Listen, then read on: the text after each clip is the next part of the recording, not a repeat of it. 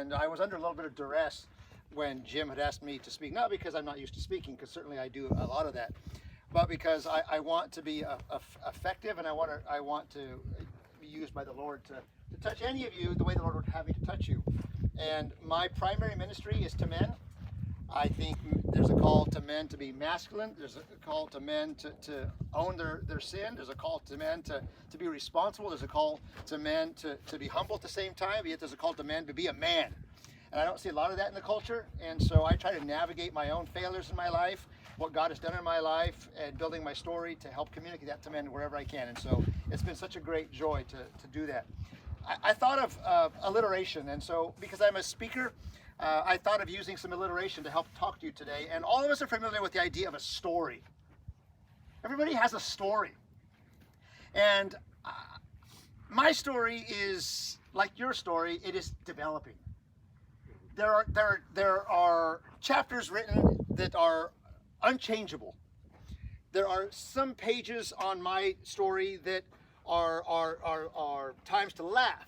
There are some places in my story that that would make you angry. There are times in my story that would make you thankful that I'm telling you. There are times in the story where I didn't know if there'd be another word after the word that you just finished. My story is varied, and all of you have a story. And so as I was writing down things, I was thinking of chapters and books that we've read, and there's nonfiction and there's fiction, and all of your stories are indeed not false. You are living and you are writing true stories. No part of your life is false. None of it. And so as I was thinking about all this, I was thinking of things in my life. I thought to ask this question: what story is God writing with you? Now, before you think about that more, let us pray. Lord, that's a question. What story are you writing in us? Every human being we meet has a story. There's a book.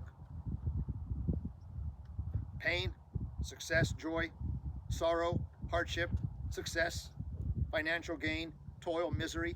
There's a lot in our books. But you are writing a story. So what is our story? What is the purpose? To what end? God, we ask you this question. What is the end of what does the final chapter look like? God, I want all of us today to think about the purpose of our story, and that we, in humble estimation, consider what has happened, what is happening, and what will happen as far as we can understand and discern, and that we be humble and look to you in all areas. So as our story continues, God, thank you for being on the throne. Thank you for giving me the ability to speak to these men today. Amen. So back to the question. What is the story that God is writing in you? I don't know what your story is. If I know that some of you are in the Marine Corps, I know some of your story at the present time. That's all I know. If I know some of you a little bit more, I know some of your past. If I know some of your spouses, I know some of how your marriage works. If I've had the opportunity to maybe take out your son hunting, I know some about how your parenting style is of your parents, and some of it's bad. Some of your parents might need to talk with the pastor. If I know some of you from having dinner with us together as couples or families, then I know you at a more deeper level. And if you've been to the Rock at all, and maybe you've attended a membership class, you've heard Pastor Paul and his wife talk about some very, very, very difficult things. Some transparent things. Some things that most guys won't tell you where they screwed up. Or they won't tell you where they were disingenuous. Where you will not hear a man say that he's completely boned up in an area of his life. You won't hear that. But you'll hear it from me. It's part of my story. Some of you young people, the story is in your life too. It's not just the old people have stories and the young people have no stories. You just have a lot more paper that's blank, and we just have a lot more paper that's been written on. But you have a story too. Now I know for some of you who likes to read, and you, okay, so a lot of us like to read. Reading is fun. I was never encouraged to read. Never. Not that I was raised in a bad family. I wasn't raised in a Christian household, number one, but I wasn't encouraged to read. So some of you like to read. What's your favorite thing you like to read? I like to read books and stuff. Chapter books. And what's your favorite part about the chapter book? There's more details in it, and it's really exciting. Yeah. Yeah, and all the chapters are changing, right? Mm-hmm. Yeah, and so how about you, little man? What's your favorite part about reading and stories? I don't know. You don't know? It's okay. I don't know either sometimes. So all of us, there's a story. I was thinking that for some of us adults, some of you might feel like your story is a failure. Some of you might feel like your story is terribly boring. And some of you might even think that my story is so ruined that it's not even worth continuing. Like, why would I even continue? I'm just going to walk my way through life in this discouraged kind of way, and how it ends, I don't really care because I can't change it. Some of you might be super excited about the current chapter of your life and feel like life has never been better. Well, this is life. This is the story that God is writing for us. As I think of my story, back to the alliterations, using the letter S, I have these headings that I'm going to talk to you about today. These are particular chapters that might be in my book. One of them is starting, the starting chapter, and that's how I started my life, how I started my book, the first early pages. Then the next thing in my book would be my studies and my schooling. How did that impact my life? How did that change my story? After that would be what I call my struggles. Any of us ever had any struggles? Do just old people have struggles? What young person wants to talk about a struggle in their life? Anyone talk about a struggle that you've had? Anything? You've had struggles. We've all had struggles. So I go from starting to studies, struggles, and then I talk about successes because I've had some successes too. And that's a good thing. It's not a bad thing. And then I talk about sacrifices. I've had to make some sacrifices. Things have happened in my life where sacrifices were necessary. And so that's another part of my chapter is sacrifices. And then again, the end, and I'll call it the end because this is where I find my life now, and that's going to be the longest chapter, is a life of serving. My closing chapter of my book, at 53 years old, will be marked by serving others, serving my family, serving my children, serving friends, serving the ad community, serving the church where I pastored at the present time. Those are my chapters.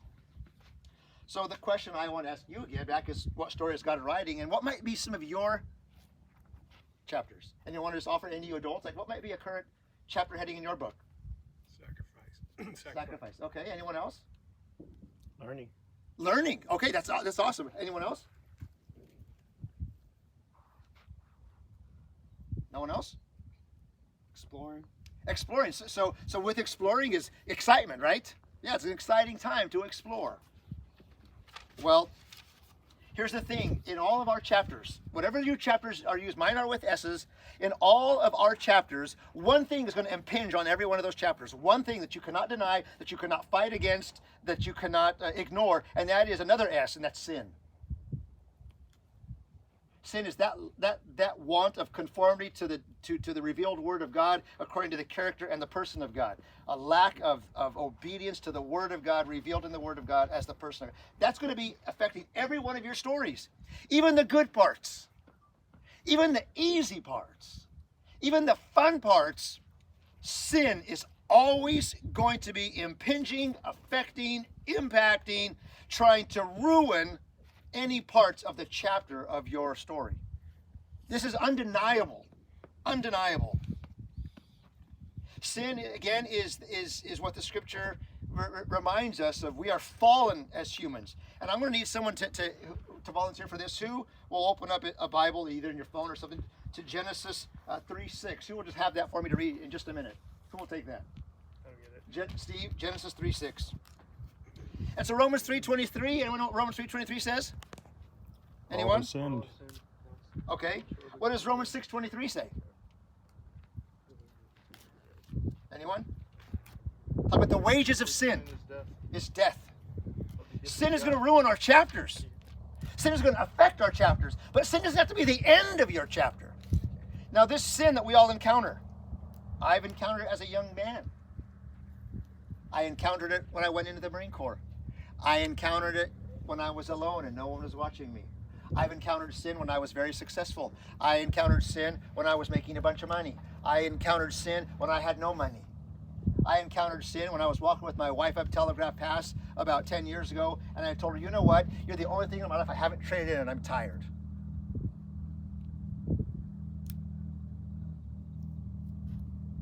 Sin affects all of our chapters. Genesis 3:6. Steve, where did this sin start? Right, here we go. This is the garden. This is the earliest book of the scripture. The book of the beginning, Genesis. So when the woman saw that the tree was good for food, and that it was a delight to the eyes, and that the tree was to be desired to make one wise, she took of its fruit and ate, and she also gave some to her husband who was with her, and he ate. That's where all the stories changed, right there. Every story changed right there. Every book of every chapter in every book for every person from that point on would have struggle, would have difficulty, would have death, would have persecution, would have ugliness, would have adultery, would have lying, would have everything ugly would be after that. Before that, our chapters would be easy, fun, laughable, high fives all around. But that's when everything changed. And then 3 chapters later, Genesis 6:5 says that the heart of man is bent towards evil continually. We're going to fight against sin all the time. I'm going to fight against it as the pastor. You are going to fight against it as individuals. We are going to fight against it. Young men, you are going to fight sin as well. Have you not encountered sin already as young men? Every time you disobey your parents, you are in sin.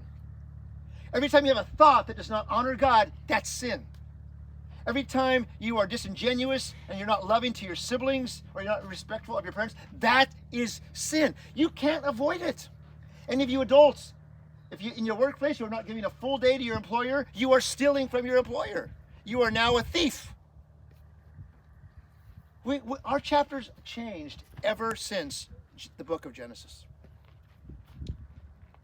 Well, let's tell you about my story now.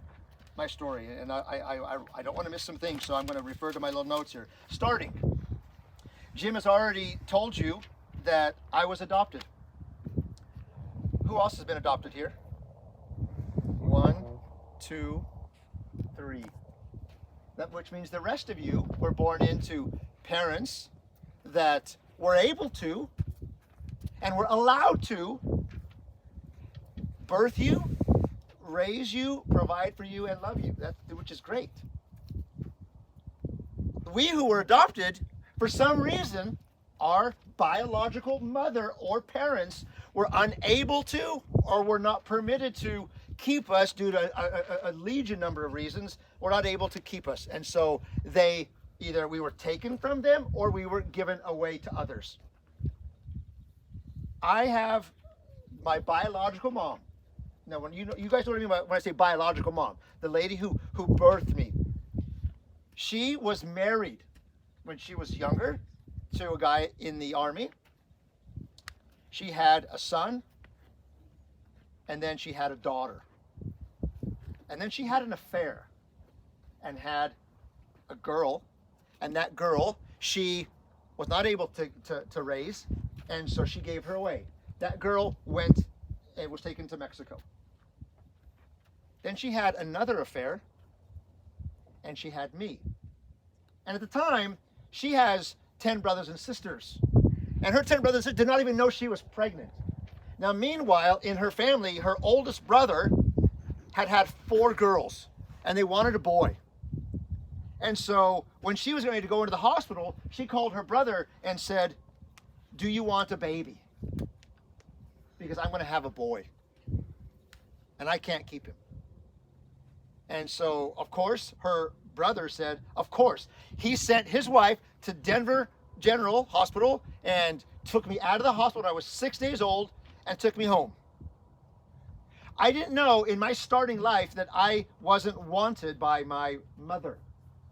I didn't know the story I've just told you until later in my life about what happened to my mother. Now, anytime there were family get-togethers, at around 8 years old, I learned that she was my biological mom and that my uncle and my aunt were the ones that were raising me. They tried to have another baby.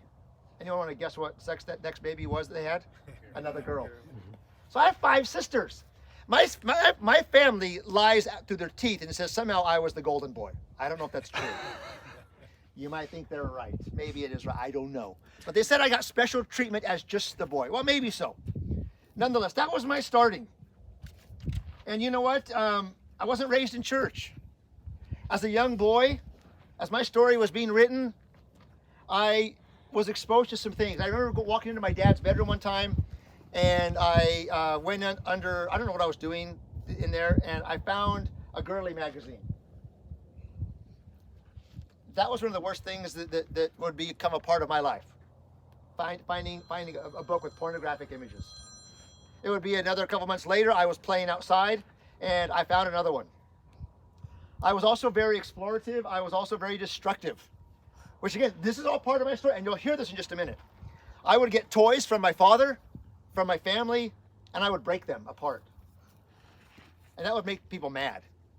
And my dad wanted to always discourage that because I would take, like I got a remote control plane one year, I got a remote control plane, a big one, and I broke the wings off of it.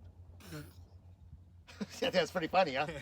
Well, it wouldn't fly that way, but I would take the motor out. If I got something that had a motor or had a little gasoline engine, I would take it out and I would make my own frame and I'd put my wheels on it and I would make my own version of something. My dad got a brand new truck in 1972. It was a GMC pickup, only truck he's ever purchased because we grew up pretty poor. And it was in the garage, and I took a hammer and I broke out every single light on it. Every single one. My dad came in and said, didn't even ask for the siblings, didn't ask for the girls, he said, where's Paul? He knew who broke those out. There was another time that I was playing with my sisters, and we were playing around the backyard, and you know, I'm a little guy, and my sisters were playing baseball. And our house at the time had a fence, a gate that opened up, and they were playing in the backfield. And my sister swung. As I was running out to tell them something, the arc of the bat hit me in the head. That explains a lot, right? It hit me in the head and knocked me out. And about a week later, I was very, very thirsty, playing in my backyard, and I jumped in the back of my dad's truck where we had motorcycles and goats and stuff that was fun, and go-karts. And I was thirsty playing with friends. I found a canteen in the back of the truck, and I took a drink of it, and it was gasoline. I ended up in the hospital. It's no fun. Could have died if gasoline goes down and ends up in your lungs. It was very bad. That's my starting. But you know what happened in my starting was I was learning a lot of things. I was exploring things. I got into audio very significantly. Audio as in car audio, as in home audio.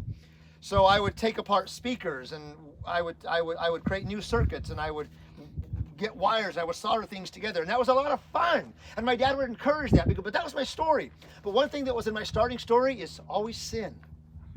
Girls began to have a real interest to me because of those darn magazines. Boys, let me tell you something, adult men, but boys especially right now. What you see, do not spend time in pornography, because what you see, it's a thrill to your eyes, that enters into your mind, that feels fun in your pants, in the end ruins your heart, and it will change every female relationship you have ever after that. It will always change that. It's a ruinous thing. It's a bad thing. If you're struggling with pornography as an adult man, get help. I will help you. Jim will help you. Any of us will help you. Please. It's a destructive thing. And that's where my life starting was, with a lot of pornographic stuff. Girls, I began to view girls in the wrong way. This is my starting thing. The next thing that would be for me was my studies in my school. I was not encouraged to go to college. Again, my parents were not bad parents. They were loving parents. They were caring. I learned a very hard work ethic there on the farm. We were alfalfa growers. We grew grain and oats. We really only had money whenever we sold bales of hay. It was tough. It was a tough life. We only grew 320 acres. That's nothing.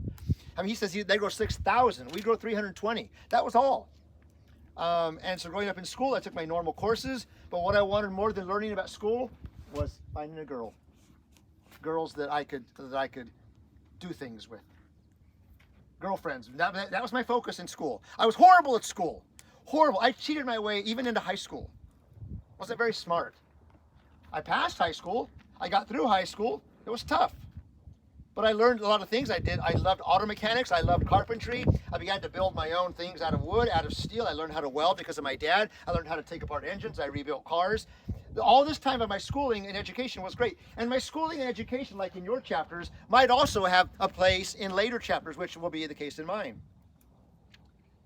For example, part of my studies in schooling, again, was learning all about this idea of females. My mind, my heart, my sin was having me pursue female relationships in a way that was very wrong, very sinful. And I didn't have a dad that could talk to me. I didn't have a pastor that could care for me. I didn't have anybody except I knew that it was wrong. And that became part of my learning. That became part of my experience. That became part of my practice. And so in part of my schooling, here's another part, because I grew up around guns and hunting all the time. I used to hunt everything else, deer, pheasant, duck, chucker, all those things in Colorado. Elk, antelope, all those things. But when I moved to Yuma, my wife was like not hunting type. And so she kind of begged me and pleaded with me to not hunt again. And I said, okay, I won't. And so I kind of did it for 10 years. And then I met a friend of mine, and he said, man, you used to hunt in Colorado, you need to hunt here. There's a lot of predators here. And I said, really? And so I hunted again. But here's a hunting story. Some of you might know this. I had a girlfriend in high school named Kirsten. And I would cheat on her all the time. All the time, because my view of women was wrong. And so I would be out hunting, and I would raise money for gas and for high school. Now I'm in high school, by selling the pelts of predators. And I had an '81 Mustang at the time. My dad's truck. He had a Ranger, and he had a full-size Dodge, the used one that we used. But I was in my Mustang that night, and I'd throw dead coyotes in the back of my Mustang. Stinky, nasty, rank things. And I was supposed to meet her at a school game, and she wasn't there. And so I pulled up late because I was late, and I had a Ruger Mini 14, which is a .223 semi-automatic rifle, which is a short weapon, not very accurate, but it was suffice for the time. And I pulled up and saw two young girls outside the school. And I said, hey, have you guys seen Kirsten? They're like, well, number one, no, but we don't know who that is.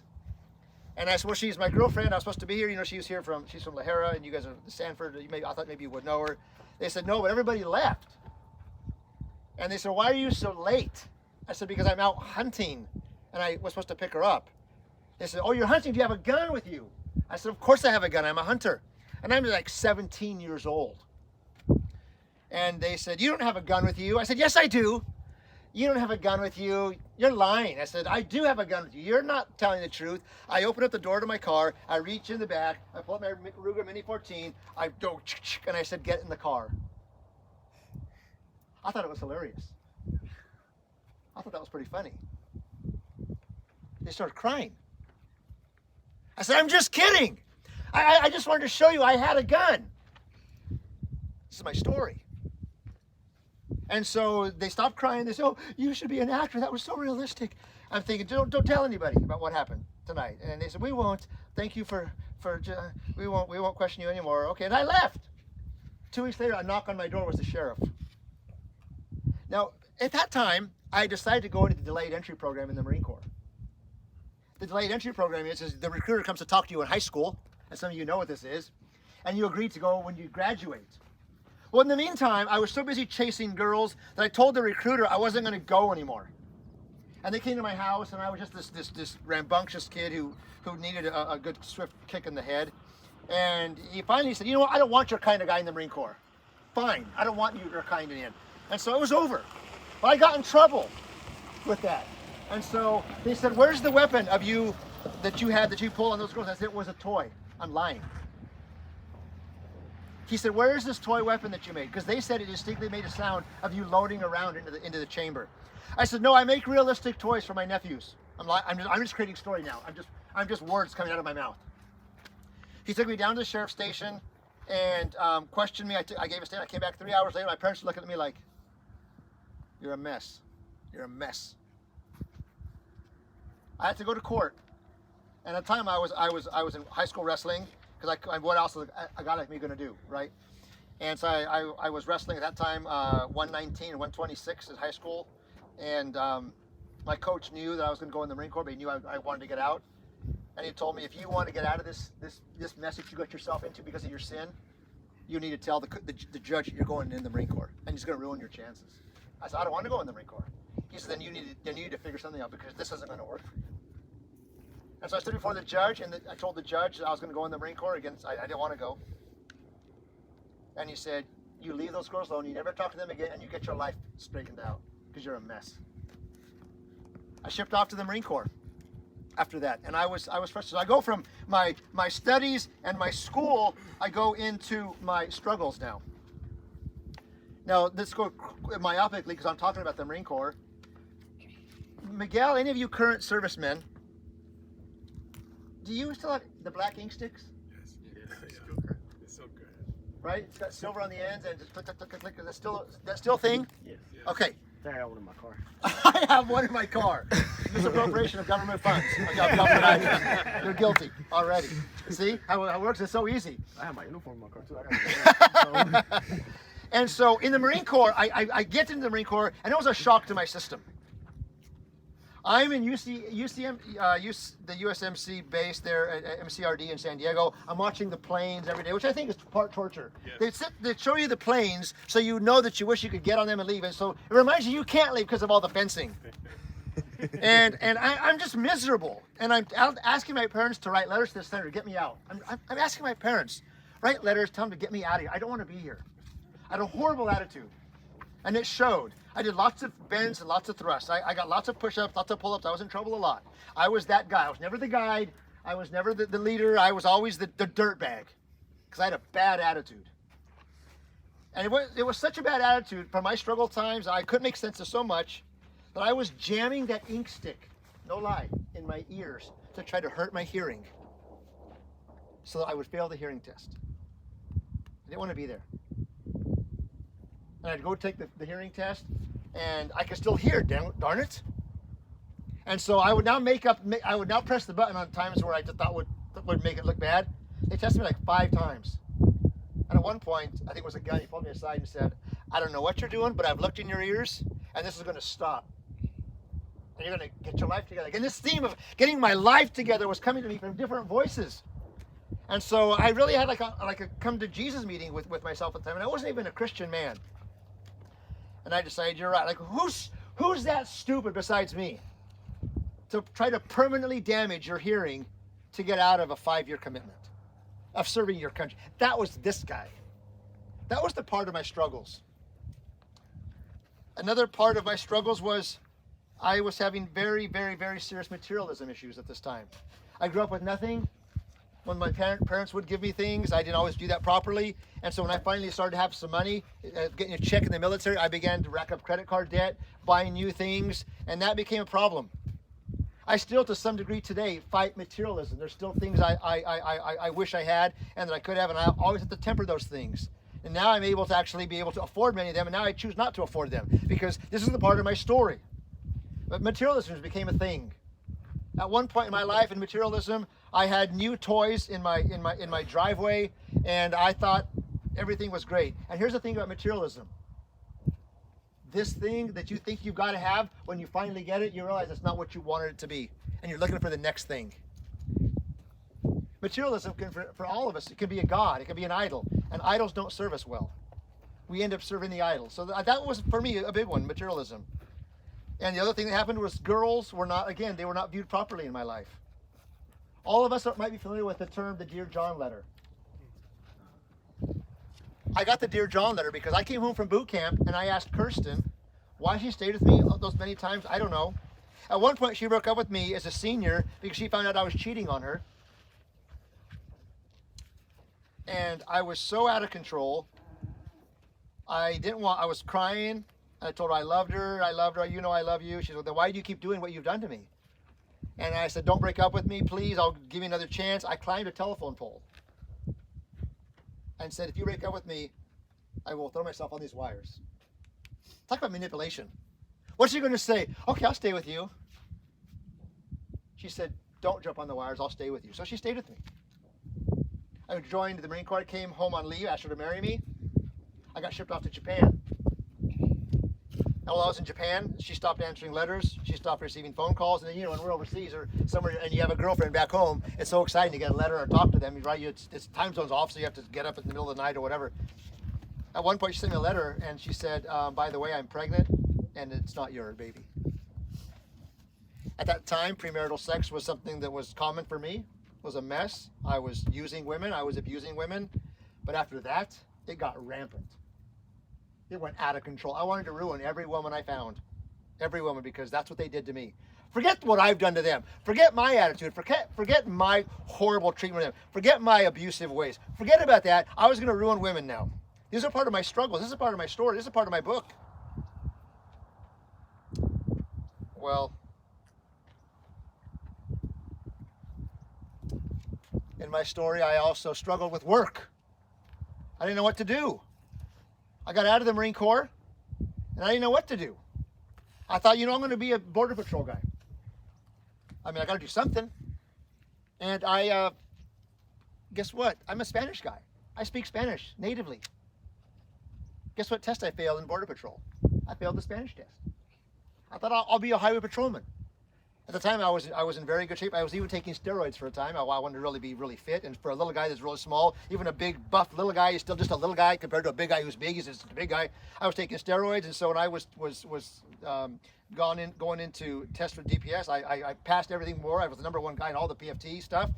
I did my psychological eval. I got offered to be hired by the DPS in the 90s, in actually 1990, 91.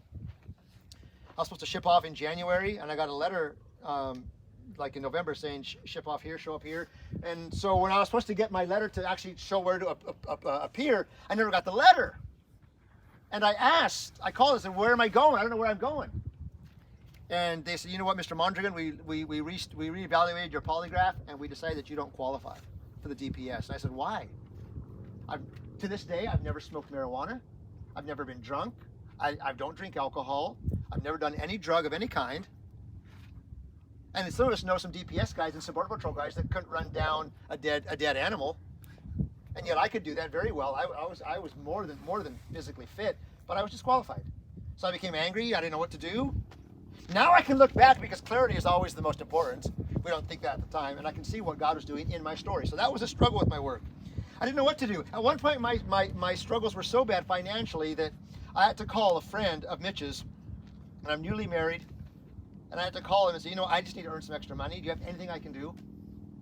He said, well, you know what? I don't really have anything, but if you want to walk through my field and just clear them of rocks, I'll give you $10 an hour.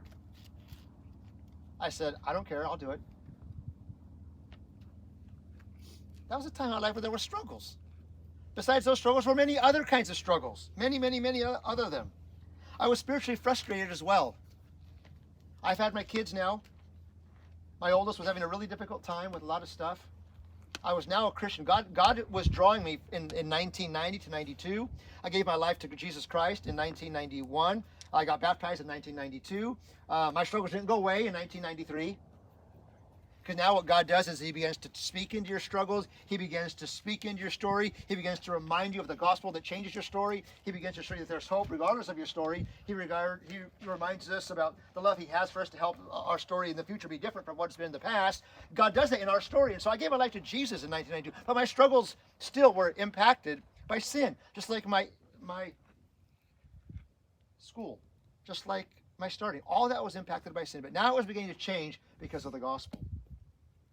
Now I was becoming very spiritually frustrated around this time, and I was in a church that I loved, and my wife and I had given our life there, but things were going sour. We had a loss of leadership, a change of leadership, and everything was a mess. And I was a mess at this time. This is 2008-ish when the market was a mess, and all of our houses were purchased at too high of a price, and our mortgages were way too high, and everything was changing. And I was, of course, leveraged to the hilt.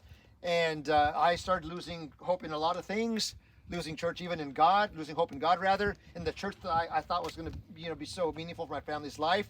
And I began to make some choices that were ruinous, and it was really bad. It was really, really bad. This was the darkest season of my life. Like the darkest season of my life. And so I asked some of you, like in your current place where you are, like what is your big struggle? Maybe I don't answer that maybe out loud unless you want to. Like, what is your big struggle? Or what big struggle have you overcome recently? Or what big struggle do you feel like is just right around the corner?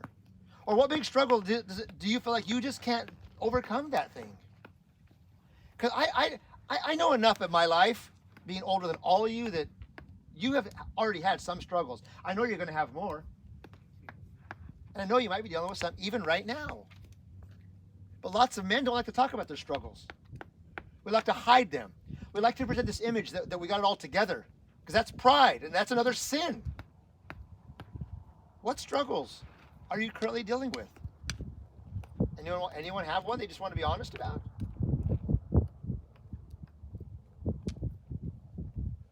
Our struggles are real. They're very real struggles. My oldest daughter at one point is running away from home now. And I couldn't make sense of that because we raised her in a loving home, a Christian home, all those things you think it should automatically mean you have good kids. Doesn't mean that. Our kids are still possessing wills that are bent towards evil. After her second runaway, she comes home. And I go into my dad mode, which is, why do you keep doing this? And that made her frustrated and angry and mad again. She didn't want to listen to her parents' rules.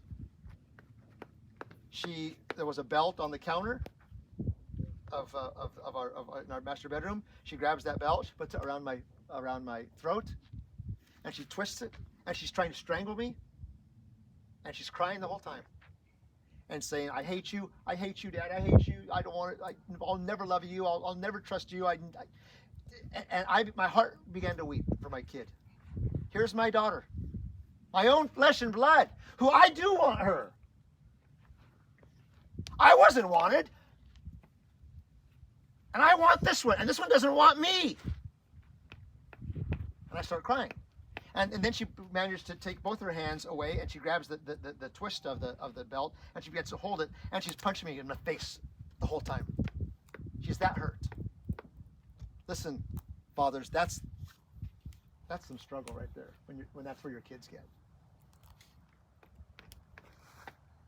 In the middle of all that time I've always bought a new truck when I wanted one. I always bought a new sandrail when I wanted one.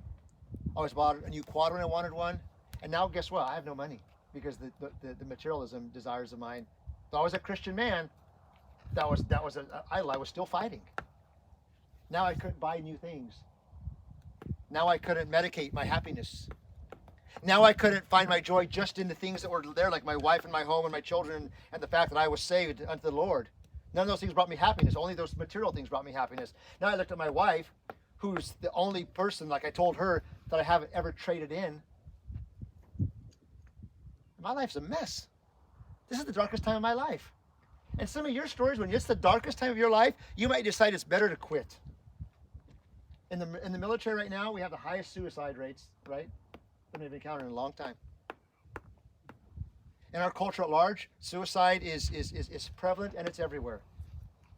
And it's a tragic thing. Well, guess what? That was my option. A lot of people don't know that about me. I got involved with sin. I hurt my wife. I hurt people around me. I quit ministry. I became very depressed. I became very nervous, very despondent, very much felt like a failure in all areas of my life. I sure don't want to raise kids. They don't even want me. I don't know how to love my wife properly. I don't know how to be faithful to the Lord. I don't know how to honor the church where I've attended. I don't know how to be a good friend to friends. I don't know how to really view women properly. I'm just a mess. So I wanted to take my life. I started taking medication. I started seeing a doctor. I got prescribed all of the powerful medicines to try to help us in that time.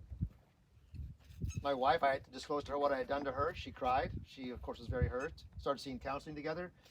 But I don't want to go on anymore. I wanted my book to end. Tired of it. Wanted to end. No more. No more struggling for me. I'm done. I can't do this anymore. I'm just a messed up guy. No woman deserves me. No kid deserves me as a dad. No man deserves me as a friend. No church deserves me as a member. I'm done. So I grabbed a shotgun and I was going to go in my backyard, and I wanted my wife to find me. And for some reason that day I didn't do it. I don't know why. I think the Lord was restraining me. My daily bike rides still happened even during that time. They began in 2007, and I I remember crying on most of my bike rides in that time because I had to do something. I had to do something in the midst of my struggles. And I remember on my bike ride, I would be pedaling, and I would hear a semi truck coming. And I remember so many times I would want to turn my handlebars into the truck, so it would just look like an accident. That would be less difficult on my wife and kids. And I don't know what happened all those years, all those days. I don't know why, but I couldn't ever turn the wheel. The next thing I thought would be the best way, because that wasn't working, the shotgun didn't seem to work, is I thought I would OD. And so I worked through an OD plan, and I was going to do that. And for some reason, I got afraid of that I would just get sick. And so my last plan was I was going to throw myself in my pool because I can't swim. Greater question for you Marines is, how did you get through the Marine Corps? By the grace of God, obviously, because I can't swim. And I thought that would be an accident for sure. And I thought that would be palatable for my family to deal with.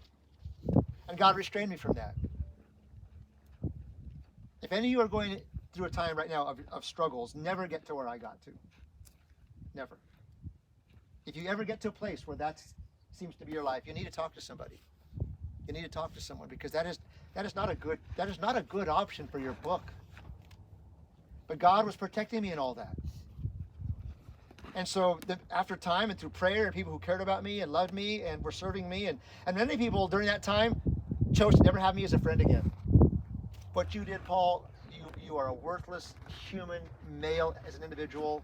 I will never forgive you. How could you have done that? That's how some have treated me since then. And I've learned, because of the gospel, that while they may not have been able to process gospel love to me, I will have gospel love to them in their inability to love me. That's the story. That's my struggle story. And my struggle story doesn't just end there. It doesn't just end there. But here's the thing about our struggles.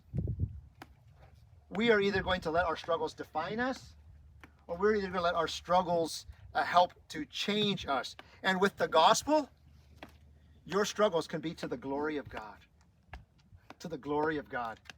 Most of that story now that you've heard, I have told in my new member class, because when I have people that come to the Rock and they hear my story, I don't want them to hear something out in the street. I don't want them to meet some couple somewhere and say, well, do you know what Paul did in 2012? Do you know what that pastor did? I don't want that.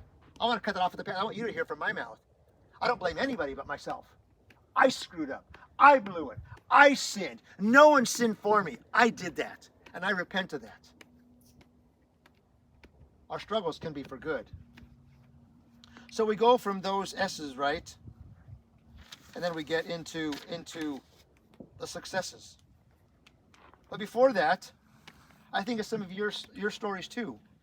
Some of you probably maybe weren't raised in a home where you had parents that were very loving as adults. You know, like I said, Mitch lost his dad to cancer. Like, none of us want that. Some of you might have had parents that were divorced and you were raised in a single family home. Some of you might have been abused when you were young. I had that happen to me. The youngest sibling of all of the 10 would take me and other boys and would abuse us when I was a young boy. That's part of my story. That's part of my starting. That's part of what put me on this misunderstanding about how does human sexuality work. That's part of my story. That's part of starting out. Some of you right now, are dealing with your own struggle. But you know what? The gospel speaks into every piece of that. The gospel is about adoption. The gospel is about taking people like me, like you, who have areas of your life that are disgusting and gross and nasty, but God can speak into them. And if we don't have the gospel, then our stories really have no hope. No hope at all. But the gospel changed it. Romans 1:16 says the gospel is the power of God unto salvation. The power of God unto being saved, unto not having your sins count against you. Having your debt taken care of by somebody else. That someone else is Jesus. Romans 8:3 says, for God did what the law, weakened by flesh, could not do. By sending his son Jesus in the likeness of sinful flesh, he has condemned sin in the flesh and for flesh. Jesus does that for us, and that's what the gospel is, regardless of your story. Regardless of how bad it is. Regardless of how many people you've hurt. Regardless of how you've been hurt. Because here's the thing too. You have probably been hurt by someone else's sin, but here's another fact. You will hurt other people by your sin. A lot of people in this culture have this victim mentality that everything bad that's happened because of someone else's fault. That's the biggest cultural lie right now. We're responsible for a lot of our own pain. Yes, pain will happen to us because of Genesis 3, but others will hurt us, and we will hurt others. So we go from this, so for my starting to my schooling and my studies to my struggles, and now because life isn't always hard. We know this to be true. Sometimes it seems like life is always hard. It's really not true. There are part of my life that have been marked by successes. And that's important as well. But guess what? Successes are also affected by sin. They're also affected by sin. I look back on so many things that were so good. So many good things. Taking vacations with my children. Having my wife be able to stay home and homeschool our kids. Having the ability, at one point we were able to put our kids in a Christian school to help them get an education. Taking vacations with our children. Overcoming medication. I don't take it to this day. I don't take a single medication anymore. None. There was a time where they were very useful, helpful to me. I don't take any. To the glory of God today. I look forward to great friendships that developed over that time where that was a success. I look forward to the fact that all those times where I was taking stuff apart was for good. When I was in the Marine Corps, for example, back to Jim's story, because God has given me a mechanical mind and an intellectual mind and an inquisitive mind, all that stuff that seemed destructive to a parent was for good. I was in the Marine Corps and I was a Harrier electro-hydraulicsman at Malls 13. And the Harrier had two major issues at the time. The in-flight refueling probe was constantly being misdiagnosed, and there was a bladder issue in distributing the fuel due to a valve that was having some issues. And so I took it upon myself, because of the gifts that God had given me, to design a tool that was for the Harrier that could be used to correct all the anomalous testing that was done to the failure when it was taken off the plane. They put it back on the plane and it was never fixed. Well, we came up with a system to fix that, and I did that. I submitted that to the chains of the Department of Defense, and I got awarded a monetary gift by the DOD, and my tool is in every toolbox across the United States Marine Corps. That's pretty cool, right? I wish I had done that as a civilian, because I would have got paid a lot more money. Oh well, that's a success. I designed a valve to help keep the bladders of the fuel in the Harriers, the wings, that will always have the right amount of fuel in there, through creating a test fixture for the FFP, the fuel flow proportioner. I designed that. In addition to that, successes was that I later helped 3 businesses in Yuma start their businesses, because I had an acumen and a skill for audio and acoustics, and I took my own specialized training as part of my schooling and education. I was an acoustician, studying acoustics and propagation, the law of wave theory. I loved that stuff. It was very interesting to me, very exciting to me, so I helped start other businesses. At that time, we were having children, and at one point, my kids began to do very well. And at the time where things were going super smoothly, I opened my own business. I opened that, started that. That became very successful. I sold that to my main manager and was done with that. I think here of, again, going back to, I never want to minimize this. The success was I fought through my depression. I fought through my suicidal ideations. I fought through my view of understanding women. I fought through my view of everything that was so polluted and wrong because of my experiences as a young man. And God has helped redeem those things. And that to me is a great success. I went to Bible college after this time. And began to study the things of theology, and that was very meaningful to me. And that was, I credit that as a success. I started a Saturday service at a church where some of my struggles were taking place, and that was a success because I had no resources except the facility, and that was a great thing. And that taught me much that I experienced and used later in my life. My daughter, a success to this day. I just finished marrying her off last year. She's pregnant now with their first baby. She's going to have a baby right as school starts again. My youngest daughter is getting married next month. I'm performing that ceremony. My daughter, Sarah, just so you know, my oldest, that dark season of her life ended.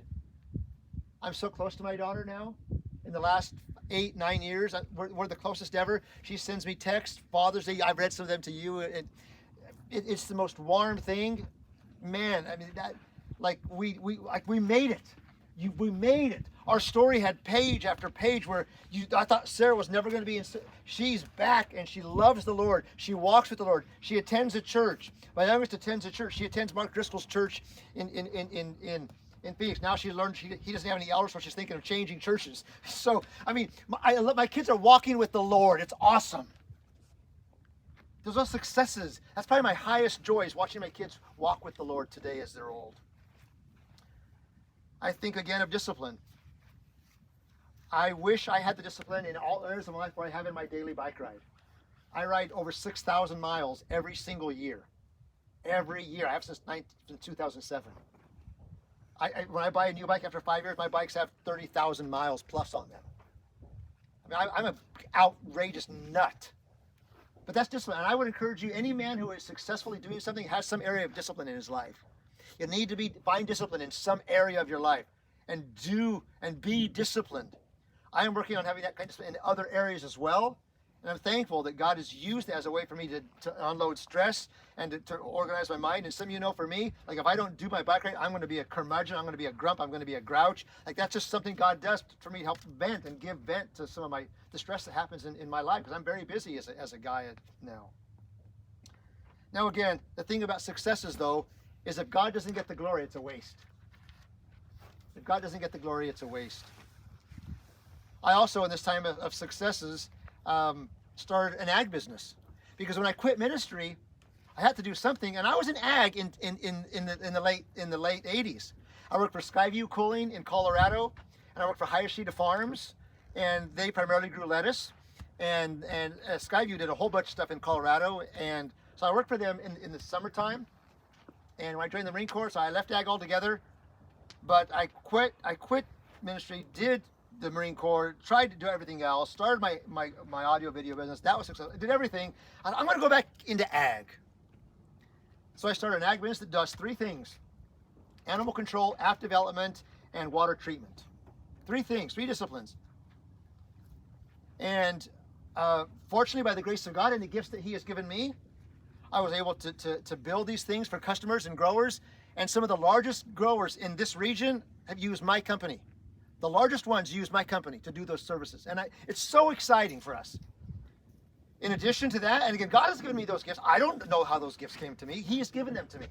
In addition to our water treatment thing, farmers like Mitch and others who use especially sprinklers have to treat their water for pathogens, generic E. coli, total coliforms, and so forth. And so my company is contracted to treat water for lots of growers. We treat probably 10,000 acres under contract every single season.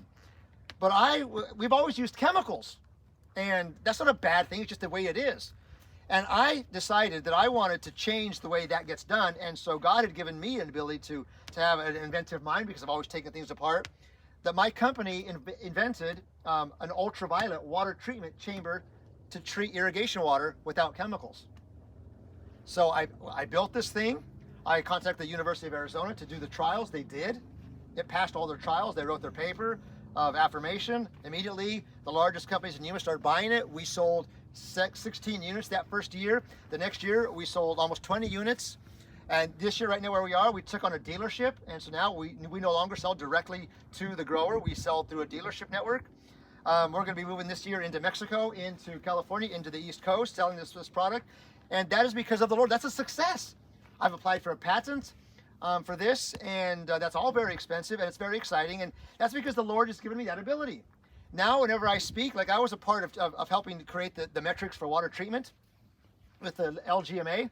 And so me and the team of Vicky Scott and Channa Rock and Amanda Brooks and many others, as we were training on that, every time I would talk, or there would be a bio given, like I would talk on the water treatment metrics, people would always say, this is Paul Mondragon, he was in the Marine Corps, blah, blah, blah. He's also the pastor of the Rock Church.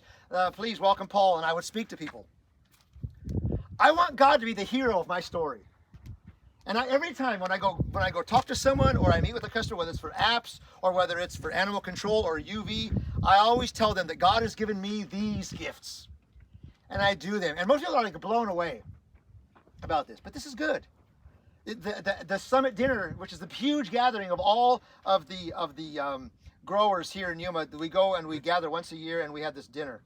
And I was talking to some guys who farm in Salinas, and they farm here, but I deal with the Yuma arm.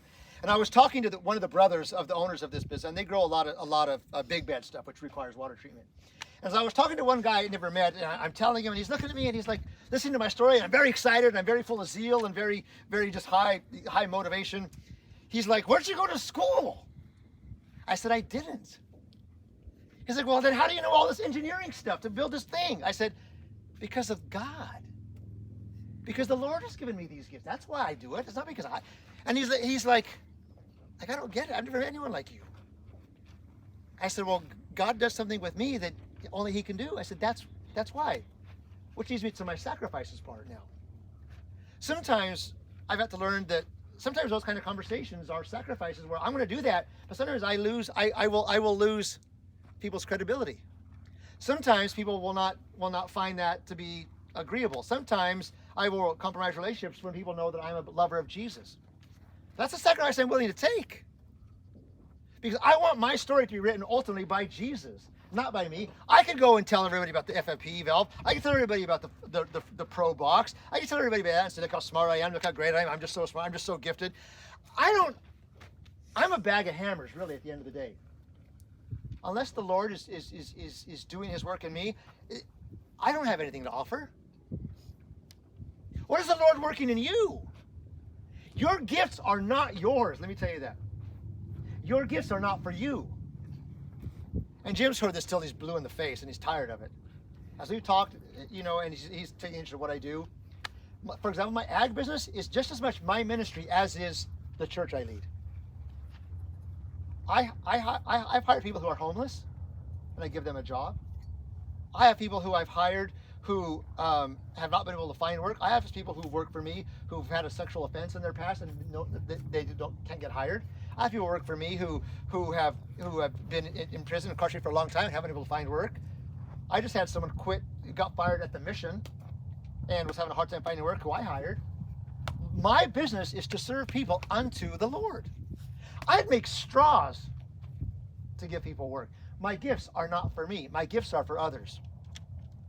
Because who's writing my story is not me. God is writing my story, and He's using all of the chapters for His glory. So sacrifices again. And this is natural. We should understand that sacrifices come our way. Should come our way. Sometimes in my sacrifice, we've had to live on less. But that's okay. Sometimes in the sacrifices that we have to do, we've had to forego certain opportunities. And that's okay. But sacrifices are good. Sacrifices teach you something. And I've learned as much from my sacrifices as I have from my struggles. And this, I guess, would help to talk about the rock. I felt like God could never use me again. Never. Never use me again after what I did at the turn of 2010. Never. I felt so much like a waste. So much like my chapter was worthless that God could never use me again. Am I perfect? You have the answer to that, obviously. Absolutely not. Has the Lord used me? Absolutely. Does the Lord forgive me? Absolutely. Absolutely. But back to the rock. I thought I would never go in ministry again. Never. But the Lord said at that time, my wife and I were talking at one time, and it was like the Lord said, "Now you're ready. Because now you will always walk with a limp." Like when Jacob wrestles with God in the Old Testament. And Jacob is never the same after that. And I've never been the same since then. And so my wife looked at each other and said, "Well, maybe this is the time." And why anybody goes to the rock is beyond me. I thought I wouldn't go there. Because I know me.